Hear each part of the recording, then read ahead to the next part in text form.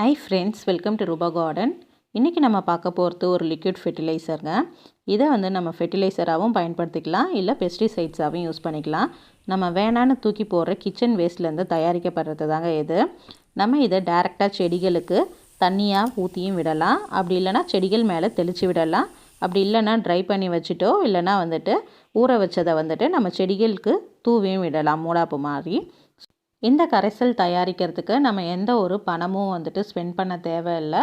நம்ம வீட்டில் கிச்சனில் வேணான்னு தூக்கி போடக்கூடிய பூண்டு தோல் தாங்க அது. நம்ம இன்டோர் பிளான்ட்டுக்கும் யூஸ் பண்ணலாம், அவுட்டோர் பிளான்ட்டுக்கும் யூஸ் பண்ணலாம். ஸோ அதை எப்படி யூஸ் பண்ணணுன்ட்டு தான் டீட்டெயிலாக இந்த வீடியோவில் நம்ம பார்க்க போகிறோம். அதுக்கு முன்னாடி இந்த தோலில் என்னென்ன சத்துக்கள்லாம் இருக்குது அப்படின்னு சொல்லிட்டு பார்த்தீங்கன்னா, இதில் நிறையா நுண்ணூட்ட சத்துக்கள் இருக்குது. கால்சியம் இருக்குது, அயன், மெக்னீஷியம், காப்பர், இந்த மாதிரி சத்துக்கள்லாம் இருக்குது. ஸோ இந்த தண்ணியை நம்ம கொடுக்கும்போது நம்மளுடைய செடி நல்லா ஆரோக்கியமாக வளரும். அது மட்டும் இல்லாமல் நல்ல ஒரு பெஸ்ட் கண்ட்ரோலாகவும் நம்ம யூஸ் பண்ணிக்கலாம்.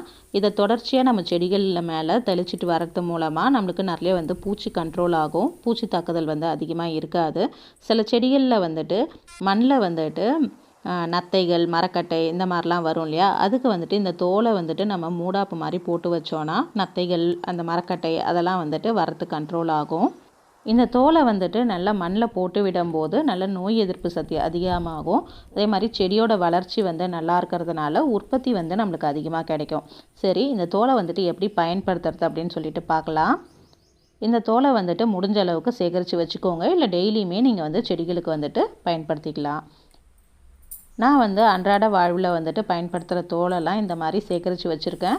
ஸோ இதை மாதத்தில் 2-3 தடவை நான் பயன்படுத்திப்பேன்.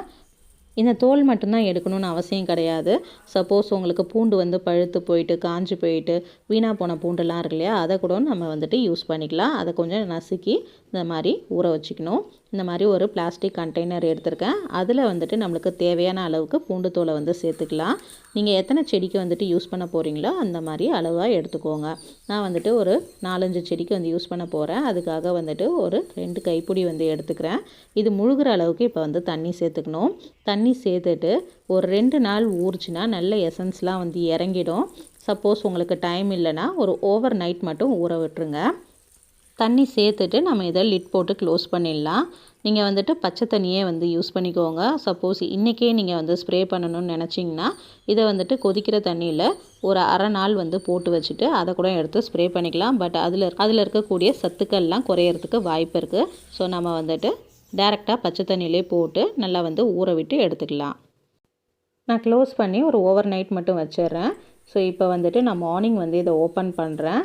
இதில் இருக்கக்கூடிய அந்த எசன்ஸ்லாம் நல்லா இறங்கி ஒரு ஸ்ட்ராங் ஃப்ளேவரில் இருக்கும் இந்த தண்ணி. இந்த தண்ணியை டேரெக்டாகவே நம்ம செடிகளுக்கு ஊற்றி விடலாம். அதே மாதிரி செடிகள் மேலே தெளிச்சும் விடலாம். நல்லா கைவிட்டு பிசைஞ்சு அந்த சக்கைகள்லாம் மட்டும் எடுத்து வச்சுருங்க. ஸோ இந்த தண்ணி நம்ம ஃபில்டரில் ஊற்றும் போது வடிகட்டி எடுத்துக்கலாம். அதே மாதிரி இந்த ஊறி இருக்கு இல்லையா, இந்த சக்கை இருக்கு இல்லையா, இதை நம்ம வேஸ்ட் பண்ண தேவையில்லை. இன்னும் ஒரு 2 தடவை இதே மாதிரி தண்ணியில் ஊற வச்சு நம்ம எடுத்துக்கலாம். அந்த தண்ணியோட கலர் பார்க்கும் போதே உங்களுக்கு தெரியும் எந்த அளவுக்கு அந்த தோலில் இருக்கக்கூடிய சத்துக்கள்லாம் இறங்கியிருக்குன்னு சொல்லிட்டு. ஸோ இதை ஒரு பாட்டிலில் ஊற்றிக்கலாம். இதை நம்மளுக்கு செடிகளுக்கு ஸ்ப்ரே பண்ண வச்சுக்கலாம். இப்போ மீதமாக எடுத்து வச்ச அந்த சக்கைகள்லாம் இருக்கு இல்லையா, அதை என்ன பண்ணலான்னு பார்த்தீங்கன்னா, இதே கண்டெய்னர்லேயே நம்ம அதை போட்டு தண்ணி ஊற்றி ஊற விட்டுட்டு ஒரு 2 டேஸ் கழித்து நம்ம எடுத்து திரும்பி இதே மாதிரி ப்ராசஸ் பண்ணிக்கலாம். இது மாதிரி ஒரு 2-3 டைம்ஸ் நம்ம பண்ணிக்கலாம். அதுக்கப்புறமா அதை செடிகளில் தூவி விட்டுக்கலாம். அப்படி இல்லை இதில் இருக்கக்கூடிய எசன்ஸ்லாம் ஃபுல்லாக கம்ப்ளீட்டாக இறங்கிடுச்சின்னு நீங்கள் நினச்சிங்கன்னா அதையும் எடுத்துகிட்டு போயிட்டு செடிகள்லே ஜாடிகளில் தூவி விட்டுருங்க. ஸோ நம்மளுக்கு நல்லா ஒரு செலவில்லாத ஒரு இயற்கை உரம். ஸோ நீங்களும் உங்கள் வீட்டில் கிச்சனில் வேஸ்ட் ஆகக்கூடிய இந்த பூண்டு தோலை சேகரித்து வச்சு செடிகளுக்கு பெஸ்டிசைட்ஸாகவும் யூஸ் பண்ணிக்கலாம். அதே மாதிரி ஃபெர்டிலைசராகவும் யூஸ் பண்ணிக்கலாம். மண்ணில் அடி உரமாகவும் கொடுக்கலாம். ட்ரை பண்ணி பார்த்துட்டு ரிசல்ட் சொல்லுங்கள். தேங்க்யூ ஃபார் வாட்சிங்.